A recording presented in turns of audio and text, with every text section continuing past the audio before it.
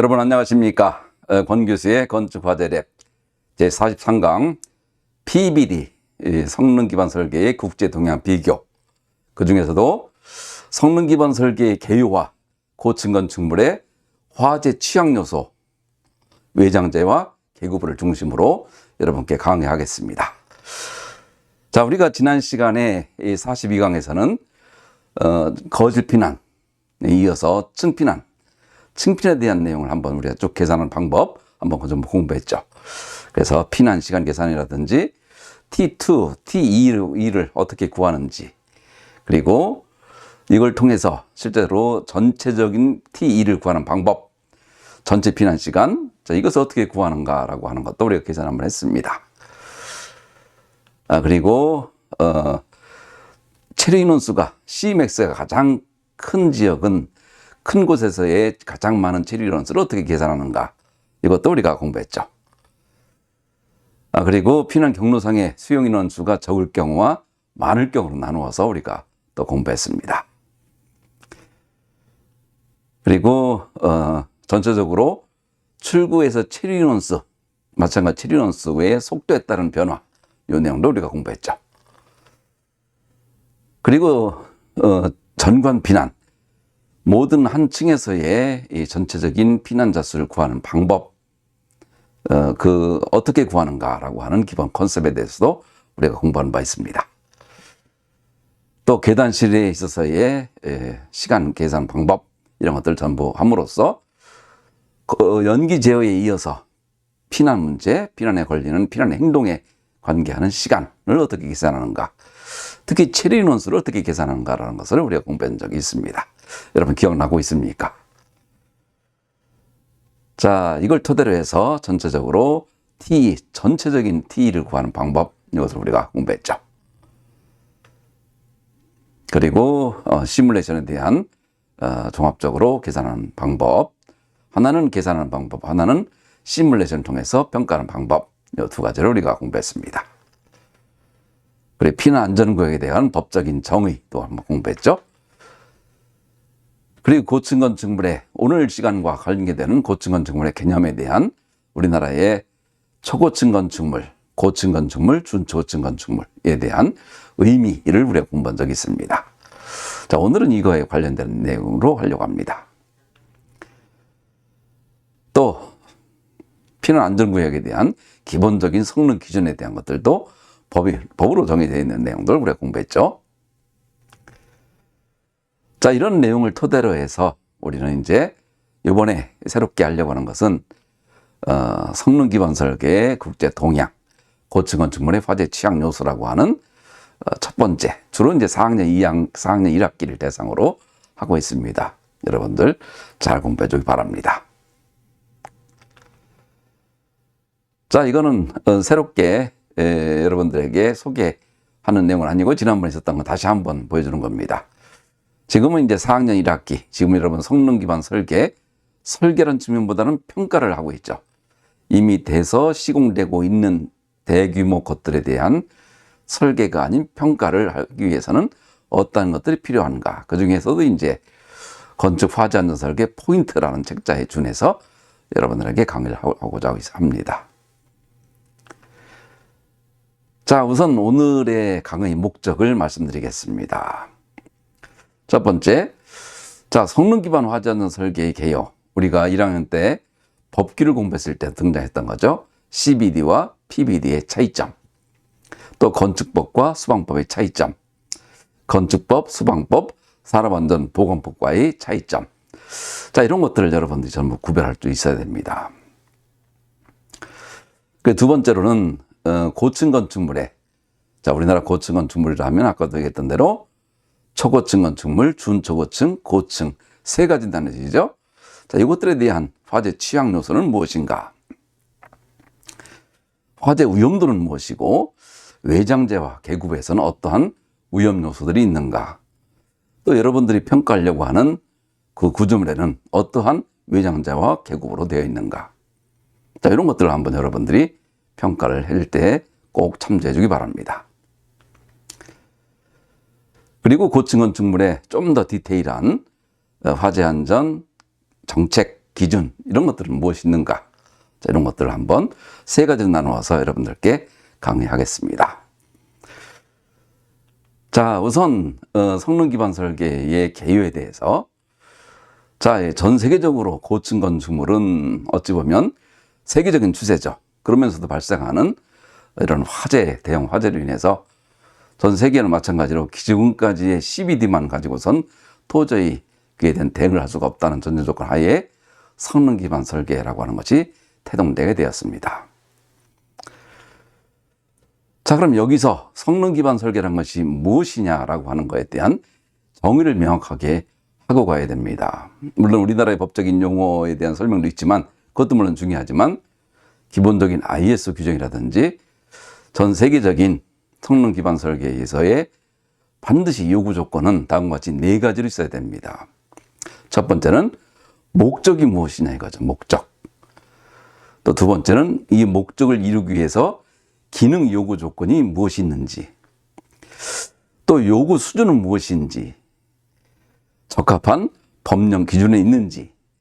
자, 여기에서 지금까지의 사양 기준, 다시 말하자면 시방 기준, CBD 같은 경우는 다음과 같은 것들을 구비하면 다음과 같은 성능들을 충족시키고 있다고 한다면 암묵적으로 화재에 안전하다는 것을 우리가 일종의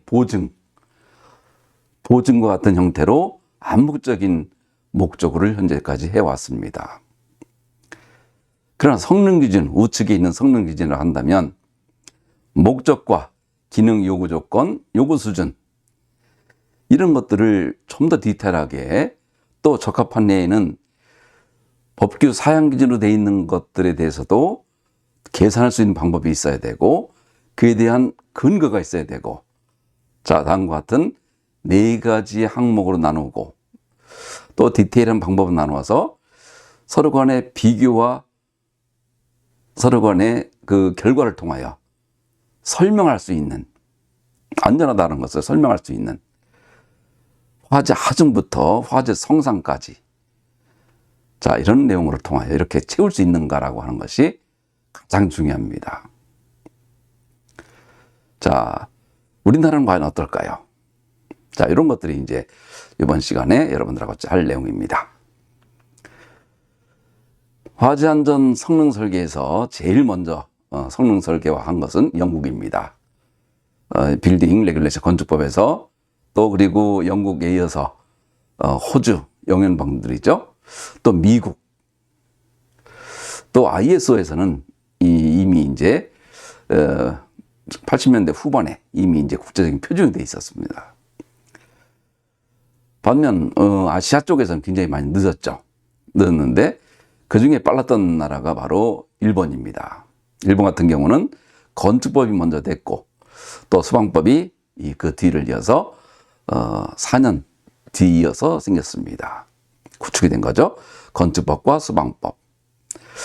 반면 우리나라는 소방법이 먼저 소방법이 되고, 또 장대 터널 같은 경우에서는 약간 관련 규정이 약간 서로 상이하다 보니까 그쪽에서 QRA라고 해서 거의 성능 설계와 같은 그런 내용으로 법제화가 되었습니다.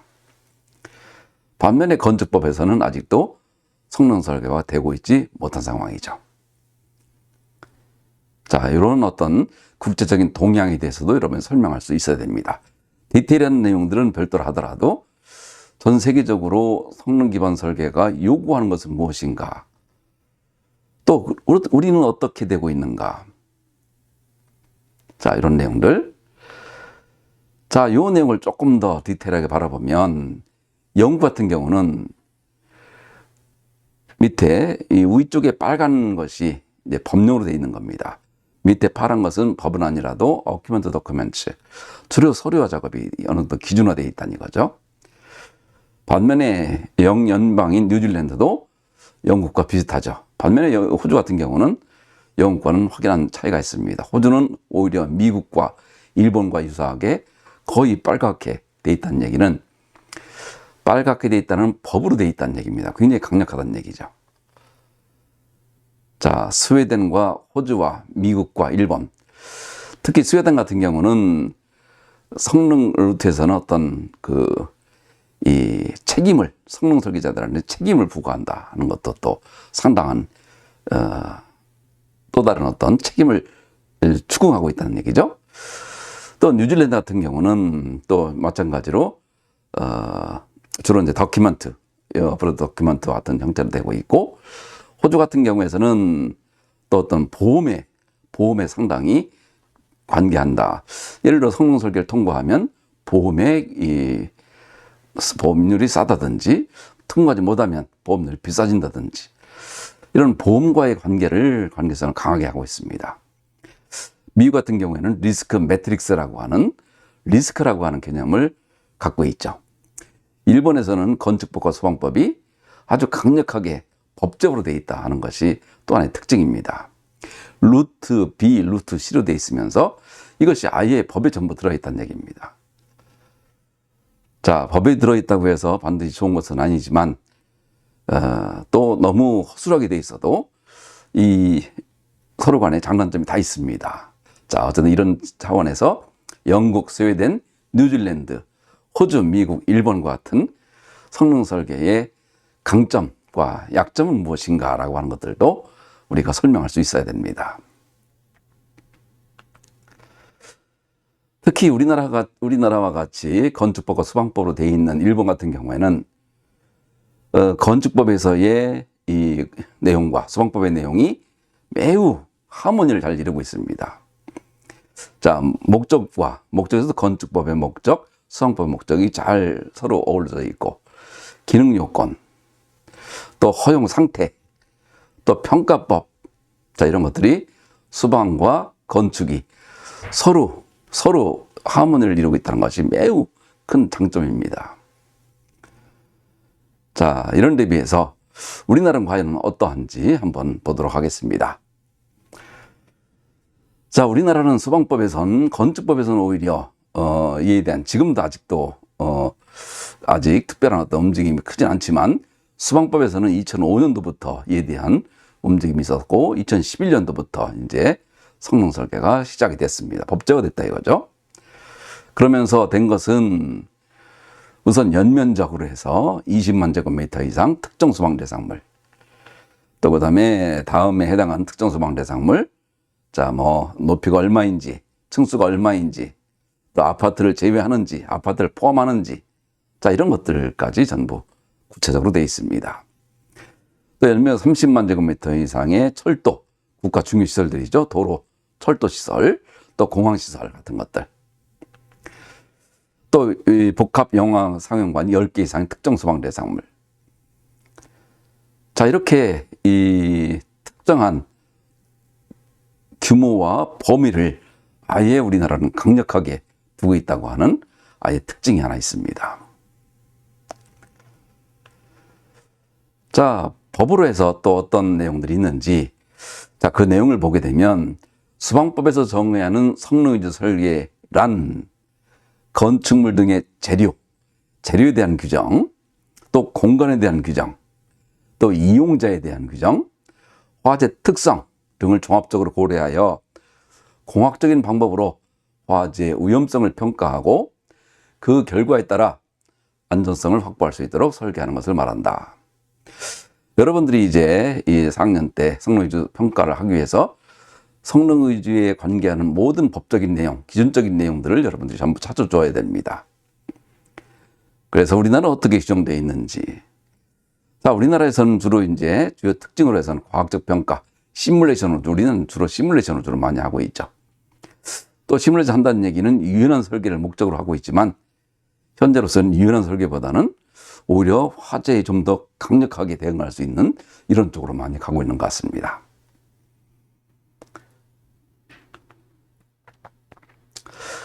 자, 여기에서 이제 재료라고 하게 되면 오늘 그 재료가 엄청나게 많은 재료가 있지만 구조 재료가 있죠. 콘크리트로 되어 있는지, 강제로 되어 있는지, 또 다음 시간에 하겠지만 어떤 공간을 구성하는 구조 재료가 있는지, 또 하나는 마감 재료, 또 하나는 이제 차단하는 재료, 외부 환경으로부터. 그 중에 이번에 우리가 좀 더 심도 있게 다뤄보려고 하는 것은 바로 단열재입니다. 단열재 내용을 가지고 재료를 한번 보도록 하겠습니다. 그리고 이제 이 설비 재료, 전기, 의상, 냉난방 사용하는 재료. 자, 그리고 여기에 이제 관계하는, 구획에 관계하는 계구부 같은 것들 내용을 우리가 보려고 합니다. 자, 우리나라의 성능 설계는 과연 어떠한가? 이건 어디까지나, 우리나라의 현재까지 있는, 건축법과도 동떨어져 있고, 소방법 중에서도의 이 어떤 다음과 같이 목적과 기능 요구 조건, 요구 수준, 적합해 같은 것들이 아직은 가이드라인 등이 구축되어 있긴 하지만 매우 아직은 그 체계도가 아직은 해야 될 일이 굉장히 많습니다. 그리고 A셋, R셋 시뮬레이션으로만 하다 있다 보니까 구체적인 방법론은 아직은 미흡하다 이렇게 볼 수가 있습니다. 그래서 앞으로 우리나라 성능 설계가 잘 되기 위해서는 건축법과 어떠한 하모니를 이룰 것인지, 도시계획 쪽, 또 장래 터널 쪽, 이런 쪽은 어떻게 하모니를 이루어야 될 것인가, 또 평가 방법은 과연 이대로 괜찮은 것인가, 이런 것들에 대한 고민이 있어야 될 것 같습니다. 이유는 왜 그런 거죠? 국제적인 그 규약에 따라 서로 간에 보게 되면 다음과 같은 4개의, 왼쪽으로는 4개지만 5번, 오른쪽으로는 5가지의 칸들이 서로 건축과 소방이 잘 하모니가 이루어지고 있느냐, 여기서부터 우리나라가 약간 차이점이 있습니다. 그리고 미국과 일본, 뉴질랜드 모든 나라가 기존 CBD를 보완하고, 그리고 의무적 적용이 아닌 자율적 적용인데 비해서 우리나라는 소방법의 경우에는 특히 소방법만 되어 있고 의무적인 소방 설계가 되고 있다는 것이 우리나라의 또 다른 특징입니다. 자, 이렇게 의무적으로 되어 있다라고 하는 것은 또 강력하게 또 밀고 간다는 측면에서 장점도 있겠지만, 어찌 보면 자율적이 아니고 오히려 좀 더 계속 화재에 대한 그 안전율을 높이기 위한 노력이겠지만, 경우에 따라서는 강화시킴으로써 자꾸 공사비는 향상되는, 높아지는 그런 어떤 부작용도 없지 않아 있을 수 있습니다. 자, 이런 어떤 우리나라의 기본적인 특징이 있다 하는 사항들을 여러분 잘 알고 있기 바랍니다. 자, 미국에서 주로 하고 있다는 리스크 매트릭스라는 것을 가지고 우리나라의 고층 건축물을 한번 살펴보는 내용입니다. 그 중에서 제일 위험하다고 하는 것은 공동주택. 특히 우리나라는 공동주택이 고층 건축물의 화재 사례도 많고 대부분의 사망자들이 여기서 많이 나오고 있죠.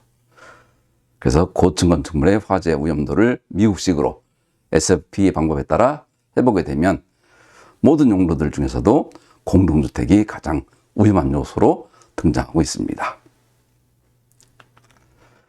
그 중에서도 분출화염으로 인한 외부 확산 문제라든지 침실, 주방, 또 지하 주차장 같은 경우가 매우 사상자 수가 높고, 특히 착화원 같은 경우가 계급부라는 거, 또 외벽이라는 거.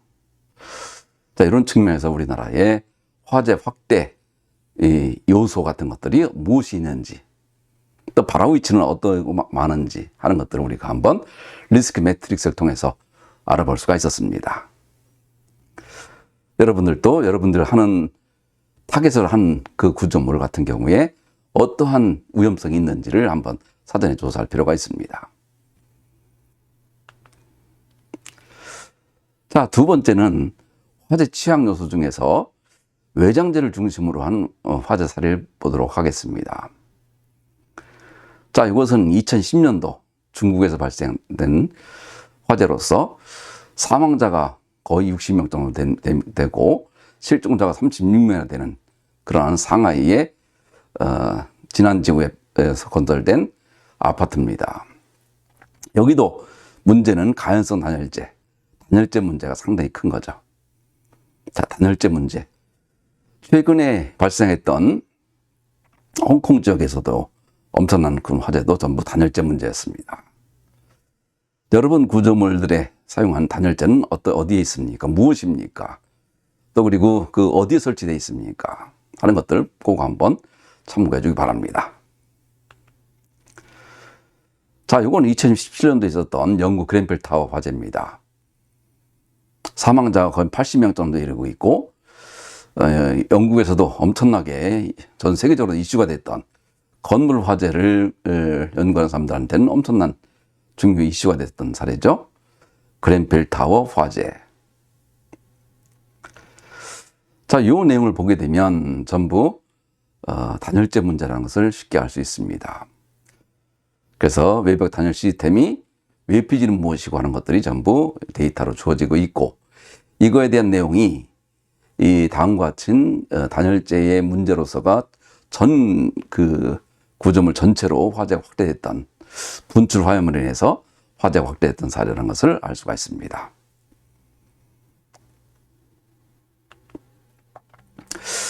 특히 이 화재 같은 경우에는 주로 이제 냉장고에서 화재가 발화가 돼서 주로 이제 계급을 뚫고 외부로 착화됐던 그런 사례들이죠. 자, 이런 사례들은 우리나라에서도 상당히 이 유사한 사례가 많기 때문에 우리나라에서도 매우 주의해서 이에 대한 대책이 필요한 그런 사례입니다. 영국에서는 이게 그ren펠 타워 인큐리라고 해서 지금도 구글 같은 데서 전부 다운받을 수가 있습니다. 엄청나게 두껍게 해서 4권의 책자로 발간한 바가 있습니다. 가장 큰 문제점으로 해서는 출하 개시가 되고 방화구획이 첫 번째 기능이 상실됐다 이거죠. 방화구획.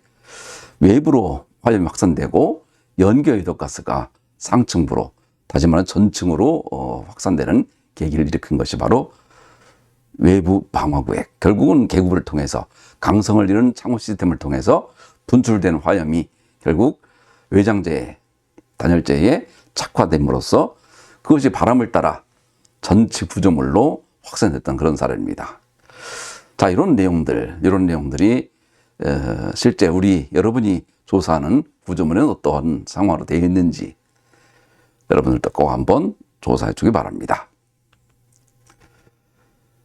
자, 우리나라도 이미 이런 사례들은 2010년도에 부산 골든스위트 사례가 있었죠. 그래서 해풍을 따라 분출하면 스프링클러도 설이 설치되어 있지 않은 피트층에서부터 외부로 해서 다행히 큰 피해는 없었지만 유인 내용으로 해서 2010년도가 우리나라에 중은 초고층이 생기는 계기가 됐던 그런 화재 사례입니다.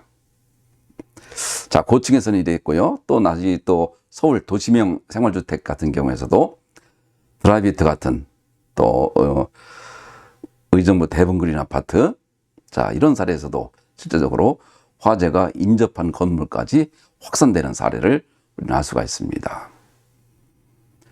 낮은 데도 그렇지만 높은 데에서는 특히 더 바람을 따라 더욱더 확산되고 있는 것을 우리는 알 수가 있는 거죠. 자, 여러분들도 이런 내용들을 토대로 국내외뿐만 아니라 이런 실제적으로 어떤 구조체로 지어졌는지, 그 중에서도 재료 중에서도 단열재, 또 마감재, 내장재, 이런 어떤 재료들이 되어 있는지 이런 것들에 많은 관심 가져주기 바랍니다.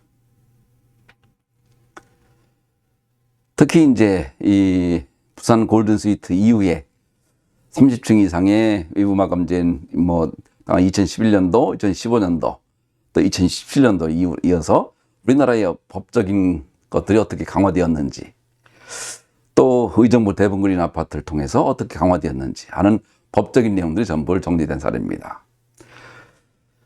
반면에 영국 같은 경우에는 다음과 같이 어프로 도큐먼트 같은 경우에서는 전부 외장재를 제거하는 쪽으로 영국에서는 힘을 쓰고 있는 반면에 우리나라는 일단은 지어진 것들에 대해서는 그대로 두고 새롭게 신규로 준불연만으로 구성된 규정으로 강화하는 쪽으로만 가고 있죠. 자, 그래서 이런 전 세계적으로 이런 문제는 우리나라와 영국뿐만이 아니고 두바이라든지 중국, 특히 중국 같은 경우 그런 쪽에서 주로 외단열 공법으로 사용됐던 것들이 상당히 많은 화재 피해를 입고 있다는 것을 알 수가 있습니다. 자, 우리나라에서 아주 위험했던 그런 사례죠. 2020년도 알루미늄 복합 패널이고 다행히 사망자가 없었기 때문에 큰 사건이 아니었지만 부상자가 93명이 됐던 그야말로 그렌펠 타워와 거의 유사했던 그런 사례입니다. 자, 그러면서 더군다나 바람을 따고 200m까지 이격된 구조물에 모래 또 착화시켰던 그런 사례입니다. 자, 15m/s 강풍으로 인한 효과다 이거죠. 자, 마찬가지로 이것도 시간별로 착화되는 과정들을 보여줬고요. 그러면서 또 화재 확대 경로가 옥상 정원을 따라 다시 또 상층부로 확대돼 가는 그런 피난 경로를 따라서 우리가 현장 조사를 우리 연구실에서 많이 갔었지만 특히 상층부에 있던 치과 의사분의 활약이 매우 컸습니다. 이분이 상층부에 있는 분들을 전부 데리고 대피했던 그런 피난 경로가 되겠습니다. 헬리포트로 이동했던 사례. 자, 가연성 천정제 문제. 자, 이것도 재료에서 매우 중요한 문제죠. 자, 또 창호 프레임의 이 방화 성능이 필요한 문제. 또 창틀이 불쏘시개 했다고 하는 또 다른 어떤 TV의 보도 내용. 피난 경로상의 문제점들. 이런 것들이 상당히 클로즈업 됐던 사례입니다. 따라서 이런 어떤 외단열 공법에 의한 문제, 이런 것들은 실제적으로 한번 화재가 발생한다든지 하게 되면 순식간에 20분 정도 만에 전층으로 확산되는, 그러면서 전층으로 바람을 따라 올라가면서 또 소방활동이 늦어지고 그러면서 내부적으로 화재 확대되는 이런 경로다 보니까 실제로 이러한 문제점들에 대해서는 이미 축조된 구조물들에 대해서 어떻게 할 것인가 라고 하는 것들이 큰 숙제로 남아있는 상황이 되겠습니다. 자, 그러면 준불연제로 하게 되면 큰 문제가 없는지 우리 연구실에서 실험했던 사례입니다. 준불연제로 하게 되면 일반과 준불을 나누어서 한번 실험을 해봤더니 화재 확대되는 시간은 약 2배 정도로 시간을 늦추는 있다는 것은 알 수가 있었습니다. 그렇지만 시간을 늦춰줄 뿐이지 실제적으로 화재를 확대를 완전히 방지할 수 있다라고 하는 것은 확인할 수가 없었습니다. 따라서 외장재를 준번에 변경했다고 해서 화재 확대를 방지할 수는 없다라고는 그런 결론을 냈기 때문에 실제 이미 지어진 것들에 대한 것들도 화재 확대를 방지하기 위한 별도의 조치가 절대적으로 필요하다라고 보고 있습니다. 자, 이것은 이제 ISO에서도 이미 국제 표준화가 됐던 외부 분출함에 대한 계산하는 방법, 이런 것들도 캘큘레이션 프로세스, 이것도 여러분들 한번 꼭 공부해 주기 바라고, 우리가 이미 이것들을 계산하는 방법에 대해서도 공부한 바가 있습니다. 자, 그러면 결국은 분출하기 위해서는 어떤 계급부가 있어야 되는데 계급의 효과는 어떠한지, 또 우리나라는 어떠한 계급으로 구성되어 있는지를 한번 살펴봤습니다. 우리나라의 가장 일반적인 것은 알루미늄 창호와 PVC 창호. 자, PVC 같은 경우는 단열이 굉장히 우수하겠죠. 반면 알루미늄 같은 경우는 불연제다 보니까 결국은 화재는 우수하겠죠. 자, 서로 간에 장단점이 있겠지만 실제적으로 화재에 대해서는 어떤 거동을 하는지 한번 조사해 봤던 사례입니다. 자, 기본적인 작은 실험과 더불어서 SBI 실험을 했던 사례고요. 자, 알루미늄 창호와 PVC 창호를 실험해 본 결과, 자, 알루미늄 창호 같은 경우에는 1260초까지 약 230초 정도의 유리 크랙이 발생하고 방풍모에 착화되는 것 이외에서는 큰 변화가 없었습니다. 반면에 PVC 같은 경우는 손잡이에 착화가 되고 연소 생성물이 낙하되고 유리가 탈락되고 프레임이 붕괴되는 이런 과정을 거침으로써 나중엔 창이 전부 떨어지는, 붕괴되는 이런 사례가 있었습니다. 자, 알루미늄 창호의 화재 후 사진이 되겠고, 이것은 PVC 이 실험 후에 완전히 탈락된 그런 화재 사례가 되겠습니다. 그래서 알루미늄 창호 같은 경우는 유리 파손 탄락되는 문제가 있었고, PVC 같은 경우는 창틀이 착화됨으로써 창틀이 탈락되고 유리가 파손되는 이런 과정을 거친다는 것을 알 수가 있었습니다. 알루미늄 같은 경우는 유리가 파손되고, PVC 같은 경우에는 창틀이 착화되고 탈락되는 이런 문제가 있다는 것을 알 수가 있었습니다. 자, 실제 내화 실험을 해봤을 경우에도 PVC 창고 같은 경우에는 약 9분 정도, 알루미늄 창고 같은 약 26분 정도. 자, 단순히 26분이기 때문에 9분이 보다 좋다 나쁘다 이걸 얘기하려는 것이 아니고, 우리나라 창호의 기본적인 성상에 대한 내용이고, 이에 대한 기준이 없다 보니까 해외는 어떠하고 있는지, 또 우리는 앞으로 무엇을 어떻게 해야 되는지에 대한 내용을 우리가 한번 신경 써봤던 사례가 되겠습니다.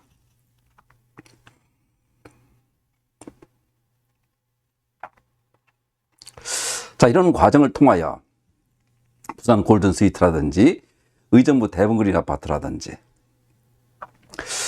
외장재, 또 계급부와의 관계를 통해서 외장재를 통해서 계급으로 안으로 침투하든가, 계급을 통하여 밖으로 나가든가 하는 화재 경로가 되고 있다는 것을 알 수가 있었습니다. 자, 제천 스포츠센터도 마찬가지고 밀양 세종병원 사례도 마찬가지입니다. 계급부, 방화구획, 또 PVC, 알루미늄 창호,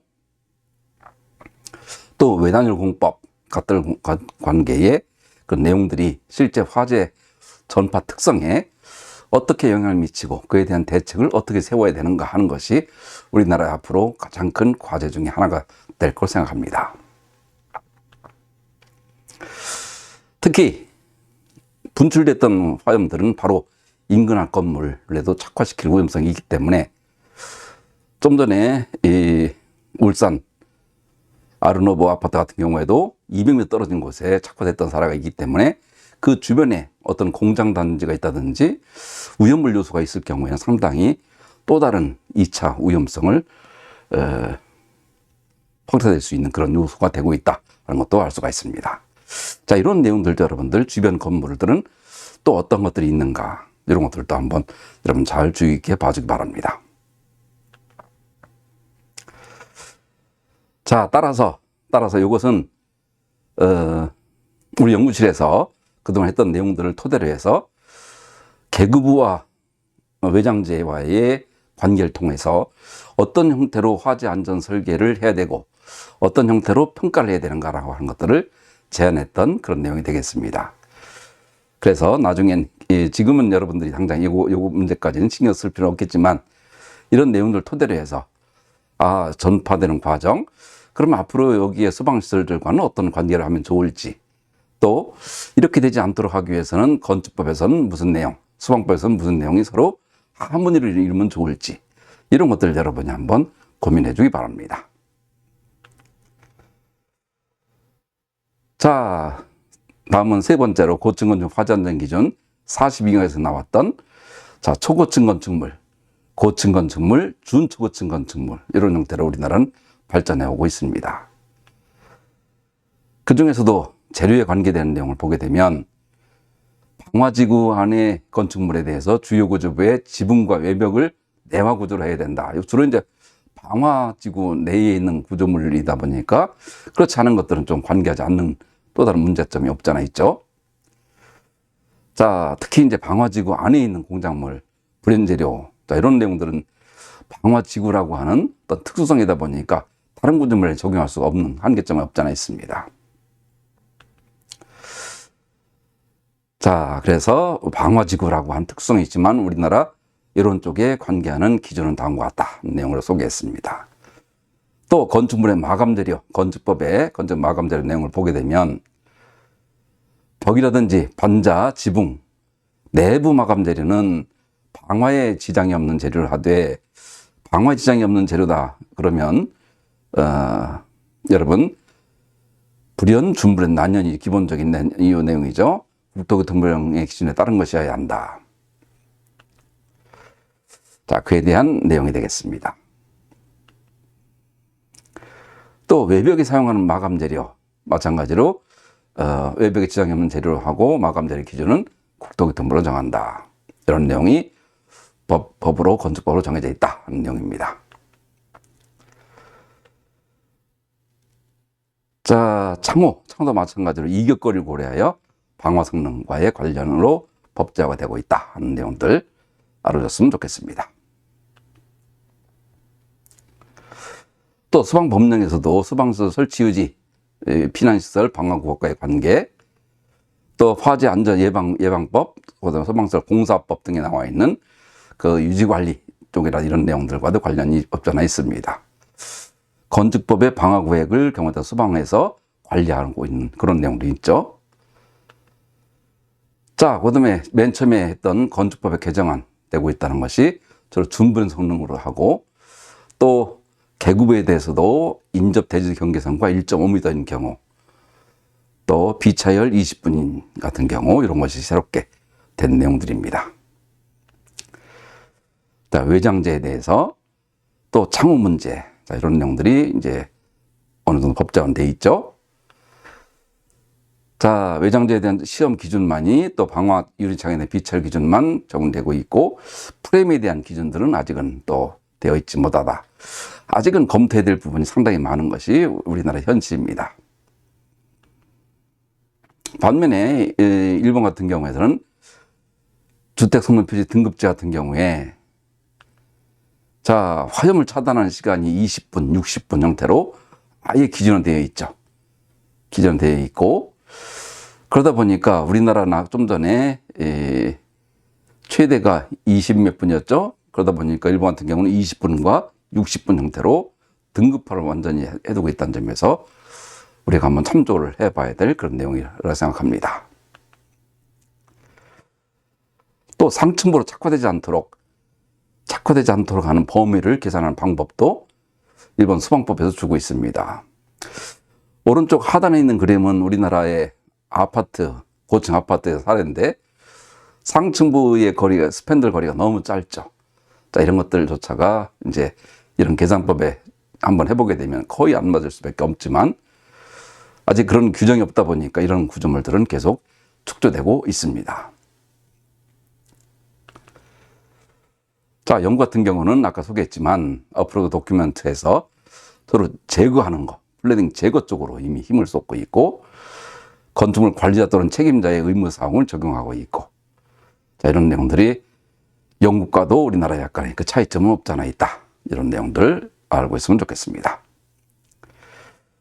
특히 분출되는 것들에 대해서도 우리나라, 미국, 일본, 영국, 독일에 대해서도, 자, 우리나라는 발코니가 확장 이미 입법화가 되어 있고, 화재 확산 방지 구조도 40cm밖에 되고 있지 않는 데 비해서 미국, 일본, 영국, 독일 같은 경우는 상당히 높고, X축과 Y축으로도 높고, 자, 그러다 보니까 우리나라보다는 상당히 강화된 건축법령을 사용하고 있다는 것을 알 수가 있습니다.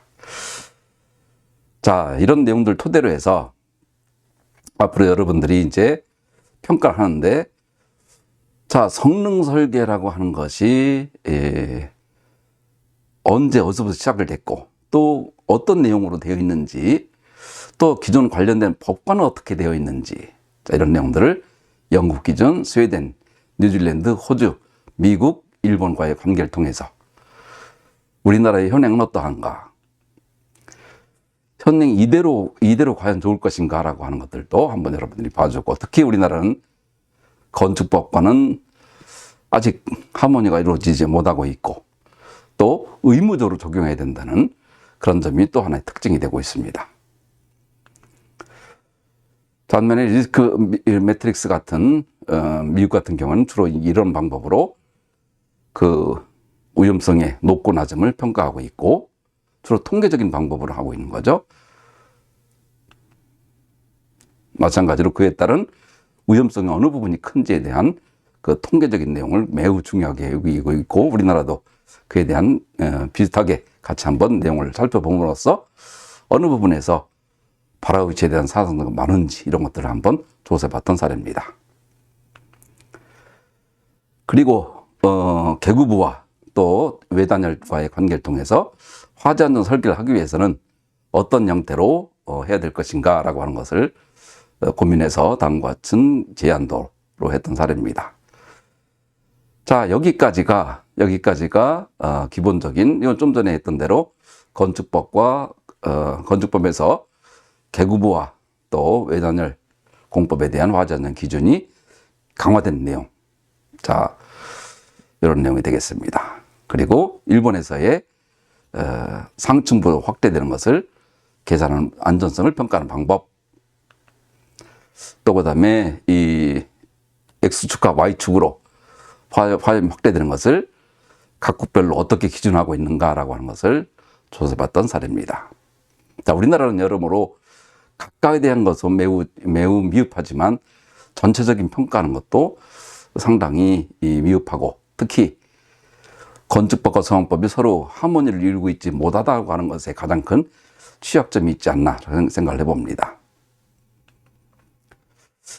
자, 우선 이렇게 여러분들하고 첫 번째 한 것은, 자, 성능 기반 설계라는 것이 해외 어디서부터 시작을 했고 무슨 개념인지, 또 우리나라의 법에서는 어떻게 주장하고 있고, 또 건축법과는 어떠하고, 또 의무적인 규정인지 아니면 또 다른 규정인지, 그 중에서도 고층 건축물 화재 취약 요소로 해서 외장재 그리고 개구부를 중심으로 한번 살펴봤습니다.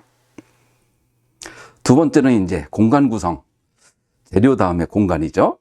다른 공간 구성을 하기 위해서는 고층 건축물은 어떻게 공간 요소를 만들고 있는가,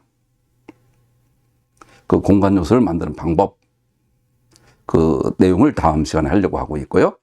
그 다음에 피난안전성 평가하는 방법, 다음 또 시뮬레이션 하는 방법, 또 등등 여러 내용들을 토대로 해서 여러분들하고 같이 이번 학기 한 7가지 강좌를 통해서 여러분이 설계하고, 그리고 여러분들이 실제 평가했던 사례들을 통하여 우리나라의 성능 기반 설계라고 하는 내용, 또 해외의 평가 방법, 또 시뮬레이션 방법 등등을 토대로 해서 앞으로 우리나라가 앞으로 발전해야 될 그런 내용에 대해서도 한번 고민해보는 시간이 됐으면 좋겠습니다.